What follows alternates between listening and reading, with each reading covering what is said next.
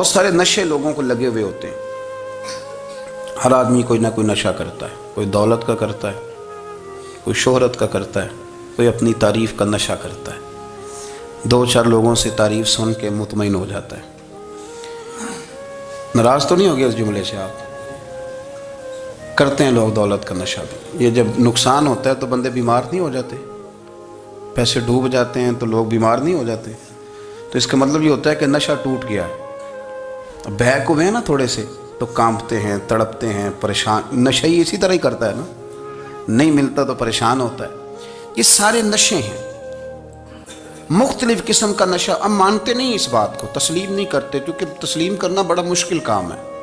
اس کے لیے تو بڑی ساری چیزیں جو ہیں وہ دبوچ کے اور بڑی سارے رستے پھلانگ کے آنا پڑتا ہے. تو بڑا مشکل ہے ماننا, ورنہ کرتے ہیں ہم. ہمارا مزاج ہے. یہ گھومنے پھرنے کا, دنیا دیکھنے کا بھی ایک نشہ ہے. یہ بہت ساری باتیں کرنے کا بھی ایک نشہ ہے. گپ شپ کا بھی ایک نشہ ہے. دو چار لوگوں کی جب تک پگڑیاں نہ کھول لیں, بعض لوگوں کو نیند نہیں آتی. یہ غیبت کا, چغلی کا, بددیانتی کا, یہ بھی ایک نشہ ہے. اس پر ملا رومی رحمۃ اللہ نے بڑا کلام لکھا ہے. وہ کہتے ہیں مانگ کے کھانے کا بھی نشہ ہے. مانگ کے کھانے کا بھی نشہ ہے. وہ کہتے ہیں کہ ایک بھیک مانگنے والی خاتون تھی, تو بادشاہ کے پاس بھیک مانگنے آئی, تو بادشاہ کو پسند آ گئی, اس نے شادی کر لی. اب اس کو عادت تھی بھیک مانگ کے کھانے کی, تو وہ کنیزوں سے کہا کرتی تھی کہ فٹافٹ نہ روٹی لے کے آیا کرو, میں 2-3 دفعہ مانگوں تو پھر لایا کرو. کیونکہ ایک نشہ ہے نا, تو میں مانگوں 2-4 دفعہ تو پھر. تو انسان بہت سارے نشے کرتا ہے, یہ مانتا نہیں. یہ موبائل, یہ فیس بک, یہ سارے نشے ہی ہیں. اپنی فوٹو لگا لینا, سارا دن اسی کو دیکھتے رہنا. اور بڑے بڑے سیانے بندے جو وزادار ہیں, بڑے وزادار لوگ ہیں, لیکن وہ بھی سنجیدگی کے قائل نہیں, اس طرح کے نشوں کا شکار ہیں. یہ سارے نشے ہیں جو ہم نے پال لیے. ہمارے صوفیاء, ہمارے بزرگ فرماتے ہیں کہ تم اس طرح کرو, اگر سارے نشوں سے بچنا چاہتے ہو تو سجدے کا نشہ شروع کرو. سجدے کا نشہ شروع کرو. یہ نا اقبال کہتے ہیں, ہو عطار ہو, رومی ہو, رازی. آپ بات کو سمجھیں, عطار ہو, رومی ہو, رازی ہو, غزالی ہو, کچھ ہاتھ نہیں آتا بے آہ سحر گاہی.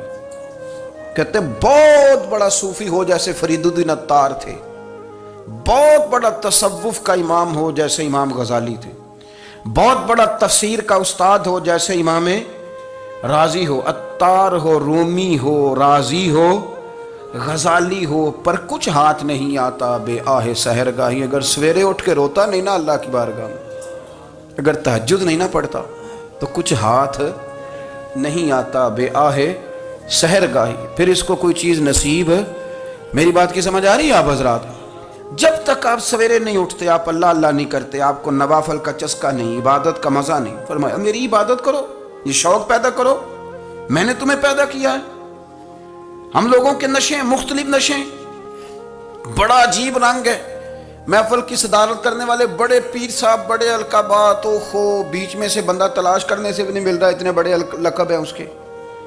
لیکن وہ سج سنور کے 2.5 گھنٹے بیٹھا رہا محفل میں, اور نماز کا وقت آیا تو اس نے مختصر سی پڑھی, وہ نکل گیا.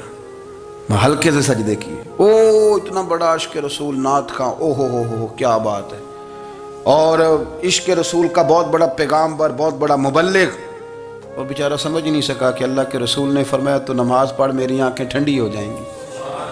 تو یہ نشے کے عادی تو ہیں, پر حقیقت کے قائل نہیں ہیں. یہ بس ٹھیک ہے, خوابوں کی دنیا میں لوگ زندہ ہیں, پر جن کو یہ جو نشہ تھا نا عبادت کا, یہ میرے رسول پاک کی چاہت ہے, یہ میرے نبی کریم علیہ السلام کی. آپ دیکھیں نا, حضور مہینوں جا کے غار حرا میں بیٹھتے. کیا وہاں تبلیغ کرتے تھے؟ کوئی کتاب لکھتے تھے؟ رسول کریم علیہ السلام مہینہ رہتے غار حرا میں. کوئی نہ مجھے دیکھے, کوئی نہ مجھے ملے. حضور یہاں کیا ہے؟ فرمایا میں اپنے رب کی عبادت کروں گا. نبی کریم علیہ السلام نے سجدوں کے ساتھ پتھروں اور پہاڑوں کو آباد کر دیا, سجدوں کے ساتھ. آپ کا سجدہ آپ کو بہت ساری چیزوں سے چھڑا لیتا ہے, یہ بہت ساری جگہوں سے جھکنے سے بچا لیتا ہے. صوفیاء, اولیاء یہ کیا کرتے تھے؟ یہ سجدے کا ذوق ہی تو پیدا کرتے تھے. سجدے کا ذوق. شاہ عبدالعزیز دباغ رحمۃ اللہ تعالی علیہ اپنے مریدوں سے فرمایا کرتے تھے کہ اگر تم پکے نمازی بن جاؤ نا، تہجد گزار ہو جاؤ، تو میرے پاس آنا جانا چھوڑ دینا۔ عرض کی حضور کیوں؟ فرمایا میں تمہارے اور رب رسول کے راستے میں رکاوٹ نہیں بننا چاہتا، اور میرا مقصود ہے تمہیں وہاں تک پہنچانا۔ جب پہنچ گئے تو پھر میری ضرورت ختم ہو گئی۔ ہاں کبھی وسوس آئے، شک پیدا ہو، تکلیف ہو تو آنا، ورنہ میں نہیں چاہتا کہ میں رکاوٹ بنا رہوں۔ تم اللہ اللہ کرو، اس مالک کو راضی کرو۔ میرے رسول پاک علیہ وسلم نے فرمایا بندہ اللہ کے سب سے قریب اس وقت ہوتا ہے جب وہ سجدے کی حالت میں ہوتا ہے۔ کس کے قریب ہوتا ہے؟ اللہ کے سب سے قریب ہوتا ہے۔ وہ بڑا نیڑے ہے رب کے، بڑا قریب ہے، اس لیے کہ وہ حالت سجدہ میں، وہ جب سجدے کرتا ہے نا، اس کی بارگاہ میں جب جھک جاتا ہے۔ آپ ذرا سجدے کی کیفیت دیکھیں نا، زبان بھی یہاں ہے، آنکھ بھی یہاں ہے، کان بھی، عقل بھی ساری، اس نے سارا کچھ رکھ دیا سجدے میں۔ آپ وہ کبھی پیچھے جائیں تو دیہاتوں میں کہا جاتا تھا ناک سے نکیریں نکالو، بہت بڑی سزا ہوتی تھی نا، ناک سے نکیریں نکالو، بڑی سزا ہوتی تھی۔ تو اس نے کہا مالک مجھے کسی نے کہا نہیں، پر دیکھنا میں نے رکھ دی ساری عقل سجدے میں، اور رکھ کے کہا کیا؟ سبحان ربی یا اللہ، اللہ میں پست ہوں تو اعلیٰ ہے، اللہ تو میرا رب ہے اور تو سب سے اعلیٰ اتنا۔ اور فرمایا جب یہ اس کیفیت میں ہوتا ہے تو پھر یہ اپنے رب کے قریب ہوتا ہے۔ کثرت عبادت، نوافل۔ ہمارے ہاں عمرے کی قرآن اندازی محفلوں پہ ہونے لگ گئی ہے، حالانکہ حدیث سے ثابت نہیں۔ میں دوستوں سے کہتا ہوں جائز ہے، کرنی چاہیے، عمرے کی قرآن اندازی جائز ہے، پر کسی حدیث میں نہیں آئی کہ قرآن اندازی کرو عمرہ کرو۔ حدیث میں قرآن اندازی یہ آئی ہے کہ نبی پاک علیہ السلام نے فرمایا تمہیں پتہ چل جائے نا پہلی صف کا ثواب کتنا ہے، تم قرآن اندازی کرو۔ عمرے کی قرآن اندازی کا تو پوسٹر چھپتا ہے، تو یہ والی قرآن اندازی کب ہونی ہے؟ ہونی چاہیے کہ نہیں؟ حضور نے فرمایا تمہیں پتہ چلے کہ اس کا ثواب کتنا، تو تم قرآن اندازی کرو، تم قرآن ڈالو۔ جب آپ نماز پڑھ رہے ہوتے ہیں، جب آپ کا مصلی آباد ہوتا ہے، صلاح الدین ایوبی ایک بزرگ سے ملاقات ہو گئی، بیت المقدس پر قبضہ تھا عیسائیوں کا، تو صلاح الدین بڑے پریشان تھے۔ وہ بابا جی کہنے لگے پتر کیا ہوا؟ کہنے لگے حضور پتہ چلا ہے دشمن کے 2 بحری بیڑے اسلحہ لے کے آ رہے ہیں، مسلمان پہلے ہی کمزور ہیں، اور اب اگر 2 بحری بیڑے اور آ گئے تو حضور مسئلہ بن جائے گا۔ تو میں پریشان ہوں کہ کس طرح یہ کم مسئلے والی ہماری فوج ہے کیسے مقابلہ کرے گی۔ تو بابا جی کہنے لگے پتر اس طرح کرنا، آج رات تو بھی دعا کرنا اور میں بھی کروں گا، تو بھی دعا کرنا، آپ ناراض نہ ہونا، ہم تو پیروں والے ہیں، ہم تو پیروں کے نوکر غلام ہیں، ہمارا تو گزارا ہی نہیں، ہمیں تو ملتا ہے سارا کچھ وہاں سے۔ پر میرا سوال یہ ہے کہ تعویذ لینے جاتے ہو نفل کیوں نہیں پڑھتے؟ رات اللہ اللہ کیوں نہیں کرتے؟ یہ بھی تو ہمارے بزرگوں کا ہی طریقہ ہے، انہوں نے تو ہمیں سکھایا ہے۔ صلاح الدین ایوبی سے بزرگوں نے کہا کہ رات آج نا اللہ اللہ کرنا، تو میں تیرے لیے دعا کروں گا، تو بھی دعا کرنا۔ تو بندہ جب دکھی ہوتا ہے تو سجدہ کرتا ہے، تو پھر ہی تو مصلی بھیگ جاتا ہے، پھر ہی تو مزہ آتا ہے۔ سکھی بندہ تو کعبے جا کے نہیں روتا، دکھی تھے، تکلیف تھی، تو سر رکھا سجدے میں تو تڑپ گئے۔ اور وہ بابا جی کہتے ہیں میں مسجد آیا تو صلاح الدین چیخے مار کے رو رہا تھا اور کہہ رہا تھا مالک میں کوئی اپنی شان کے لیے تو نہیں نہ لڑ رہا، اللہ کو میں کوئی قبضوں کے لیے تو نہیں لڑ رہا، مالک تیرے لیے لڑ رہا ہوں، مجھے بے آبرو نہ کرنا، میری مدد فرمانا۔ کہتے ہیں میں آیا تھا کہ مسجد میں دعا کروں گا، پر صلاح الدین ایوبی کو روتے دیکھا تو میں لوٹ گیا۔ تو سویرے صلاح الدین ملے تو بڑے خوش تھے۔ میں نے کہا پتر کیا ہوا؟ کہنے لگے حضور وہ بحری بیڑے 2 آ رہے تھے نا اسلحہ لے کے، دونوں ڈوب گئے پانی میں ڈوب گئے۔ تو بابا جی کہنے لگے صلاح الدین وہ پانی میں نہیں ڈوبے، وہ تیرے آنسوؤں میں ڈوب گئے، وہ غرق ہو گئے، وہ جو تو نے مصلی بات کیا تو وہ تیرے آنسوؤں میں ڈوب گئے، وہ غرق ہو گئے، وہ تباہ، اتنے قیمتی تھے تیرے آنسو کے بہا لے گئے دشمن کے بحری بیڑوں کو۔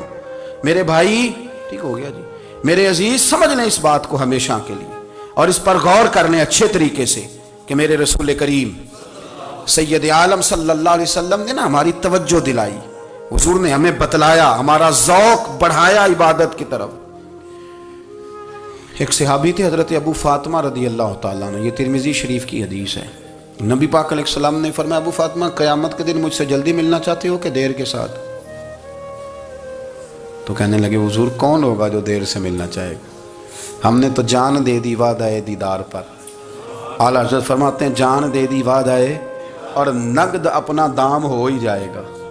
مجھے لگتا ہے کہ یہ سودا نقد و نقد ہو جانا ہے، چونکہ ہم نے جان دے دی وعدہ دیدار پر۔ آپ نے وعدہ کیا تھا کہ مریں گے تو پھر زیارت ہوگی، تو مر گئے ہم زیارت کی خاطر۔ جان دے دی وعدہ دیدار پر تو نقد اپنا دام ہو ہی جائے گا۔ اے رضا ہر کام کا ایک وقت ہے، دل کو بھی آرام ہو ہی جائے گا۔ تو حضرت ابو فاطمہ رضی اللہ تعالیٰ عنہ سے نبی پاک صلی اللہ علیہ وسلم نے فرمایا جلدی ملنا چاہتے ہو کہ دیر سے؟ عرض کی حضور فٹافٹ ملنا ہے، میں نے قیامت کے دن آپ سے جلدی ملنا ہے۔ تو نبی پاک علیہ السلام نے فرمایا پھر اس طرح کرنا، دنیا میں رہ کے سجدے زیادہ کرنا، پھر سجدے زیادہ کرنا، قیامت میں ملاقات جلدی ہو جائے گی، قرب ملے گا تمہیں۔ اپنے بچوں کے اندر دیکھیں نا، ہم شوق پیدا کرتے ہیں، ہمیں صحیح لفظ نہیں بولنے آتے پر ہم بچوں میں شوق پیدا کرتے ہیں کہ پتر ڈاکٹر بن جائے گا تو بڑا نفع کرے گا، تو لوگوں کی خدمت کرے گا، ملک و ملت کی خدمت کرے گا، تیرے ابا کا نام روشن ہوگا، تیرے دادا کی تعریفیں ہوں گی۔ ہم یہ ذوق پیدا کرتے ہیں۔ ہم اپنے نوجوانوں کے اندر یہ فکر پیدا کرتے ہیں، انہیں ہم سمجھاتے ہیں کہ میاں جب تم پڑھو گے، محنت کرو گے تو فلاں آدمی کی طرح تمہارا نام ہوگا۔ یہ جتنا ذوق ہم بچوں کے اندر ان چیزوں کا پیدا کرتے، ہمیں حکم ہے کسی طرح ہم ذوق پیدا کریں کہ پتر نماز پڑھے گا تو اللہ راضی ہو جائے گا، تو سجدہ کرے گا۔ دیکھیں نا میرے رسول کریم علیہ السلام نے فرمایا 7 سال کے بچے کو مسجد لے کے جاؤ، یعنی اسے شوق دلاؤ، اس کے اندر یہ خاصیت پیدا کرو کہ اس کا دل کرے مسجد میں جانے کا، اس کے اندر یہ خصوصیات لاؤ کہ وہ ہمارے ہاں نا ہر چیز کو پروموٹ کیا جا رہا ہے، ہر چیز کو، یعنی سر سنگیت سکھانے کے لیے اکیڈمیاں بن گئی ہیں، ہر شے پروموٹ ہو رہی ہے، عبادت کا جذبہ کم ہوتا جا رہا ہے، اللہ کا ذوق ہمارے اندر نہیں رہا۔ اور اتنا مشکل ہم نے اپنے لیے بنا لیا ہے کہ وہ بندہ جو بڑی زبردست مذہبی گفتگو کر رہا تھا اور تگڑی بات کر رہا تھا، کیا بات ہے، لیکن نماز کے بارے میں کمزوری دکھا جاتا ہے، نوافل کے بارے میں وہ چپکے سے نکل جاتا ہے،